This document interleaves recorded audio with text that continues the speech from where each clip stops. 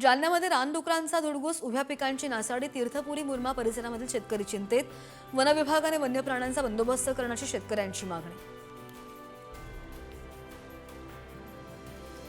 जालन्यामध्ये तूर पिकावर बुरशीजन्य रोगाचा प्रादुर्भाव, तूर उत्पादनावर परिणाम होण्याची शक्यता, शेतकरी चिंतेत. कृषी विभागाकडून योग्य मार्गदर्शनाची शेतकऱ्यांची मागणी.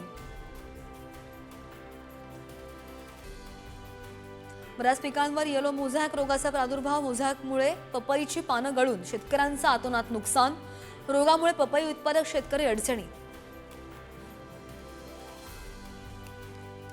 वर्धा जिल्ह्यामधील विविध भागांमध्ये सोयाबीनचं पीक संकटात, सोयाबीन पिकावर विविध रोगांचा प्रादुर्भाव. हिंगणघाटचे आमदार समीर कुणावर यांनी मांडगाव शिवारामध्ये शेतात जाऊन केली पाहणी. खाद्यतेलाला चांगले भाव मिळत असल्यामुळे शेतकऱ्यांसाठी दिलासादायक परिस्थिती. मागील महिनाभरामध्ये खाद्यतेलाची आवक आणि साठा वाढला असला तरी आंतरराष्ट्रीय बाजारामधील दरांमधील सुधारणेमध्ये देशांतर्गत भाव स्थिर. केळीच्या घसरत्या दरांवर नियंत्रण मिळवण्यासाठी बैठक.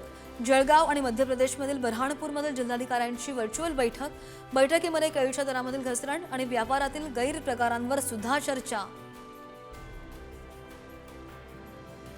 आल्याच्या दरामध्ये मोठी घट. सध्या जुन्या आल्याला 15 ते 16,000 रुपये तर नव्या आल्याला फक्त 5,000 रुपये दर. शेतकऱ्यांमध्ये नाराजी. लाल मिरचीला चांगला दर. मिरचीला प्रति क्विंटल सरासरी 6,500 ते 7,000 रुपये भाव. सणांमुळे प्रक्रिया उद्योगांकडून वाढली मागणी. सोयाबीनच्या दरामध्ये सातत्यानं घसरण. सोयाबीनचे भाव प्रति क्विंटल 200 ते 300 रुपयांनी कमी. नाफेडनं सोयाबीनच्या विक्रीचे दर कमी केले आणि ज्यामुळे बाजारावर दबाव वाढला. सरकारने कापूस आयातीवरील 11% शुल्क काढून टाकल्यामुळे कापूस बाजारावर दबाव. अमेरिकेने भारतीय कपड्यांवर 50% आयात शुल्क लावल्याने सुद्धा निर्यातमध्ये अडचणी. मराठवाड्यामध्ये अतिवृष्टीमुळे 4,000 गावांमधील 12,46,000 हेक्टरवरील खरीप पिकांचा चिखल. पंचनाम्यांना विलंब होत असल्यामुळे शेतकऱ्यांना नुकसान भरपाईची प्रतीक्षा.